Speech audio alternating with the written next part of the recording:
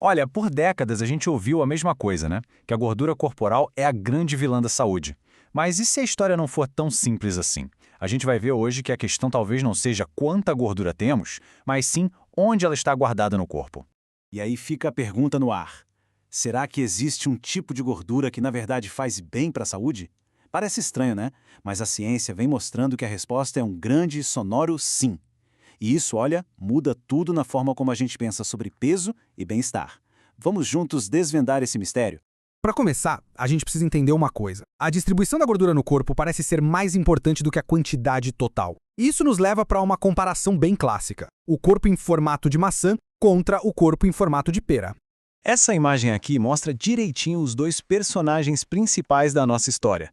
De um lado, o formato maçã, com a gordura acumulada mais na região da barriga. Do outro, o formato pera, em que a gordura se concentra mais nos quadris, coxas, e como a gente vai ver, o papel de cada um na nossa saúde é bem diferente. E o que é mais interessante é colocar lado a lado. A gordura abdominal, a da maçã, está super ligada a problemas metabólicos. Já a gordura da pera, que fica nos quadris e coxas, essa, surpreendentemente, parece proteger a gente. É quase como se tivéssemos um vilão e um herói bem inesperado. Vamos dar um zoom no formato maçã.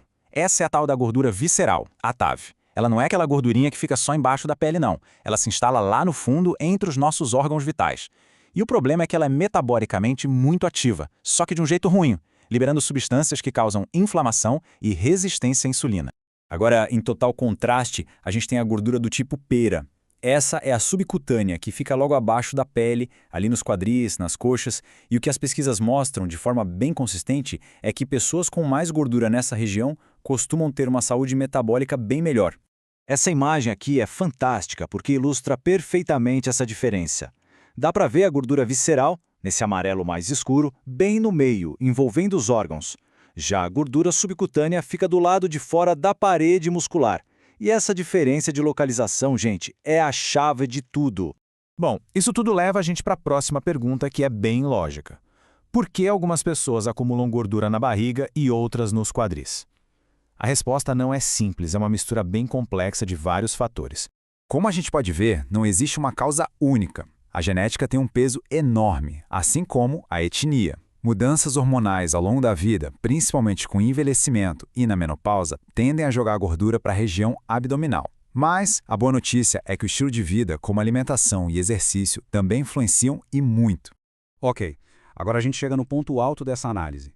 Já vimos que a gordura dos quadris e coxas é, digamos, melhor. Mas a ciência vai muito além disso. Ela não é só menos ruim, ela é ativamente boa. Exato. Essa gordura não está ali parada só ocupando espaço. Ela, na verdade, está trabalhando a nosso favor. Funciona quase como um órgão, ajudando a manter todo o nosso sistema metabólico nos eixos. Mas, o quão protetora ela é de verdade? Se preparem para esse número, 59%. Uma redução de quase 60%. Mas uma redução no que exatamente? A resposta é o que torna essa pesquisa tão impressionante. E aqui está o contexto completo tirado direto do estudo. É uma estatística de muito impacto. Quer dizer que, mesmo se a gente descontar outros fatores como idade, peso total e até a gordura na barriga, só o fato de ter mais gordura nas coxas já está associado a uma sensibilidade à insulina muito melhor. Tá bom, mas como? Como essa gordura nos protege? A ciência aponta para 3 mecanismos principais que explicam esse superpoder metabólico. Vamos entender como essa mágica acontece. Basicamente, são 3 frentes de atuação. Primeiro, uma quebra mais lenta da gordura, o que se chama de lipólise. Segundo, ela funciona como uma espécie de esponja segura para o excesso de gordura que vem da dieta. E terceiro, ela age como um órgão, liberando hormônios que fazem bem.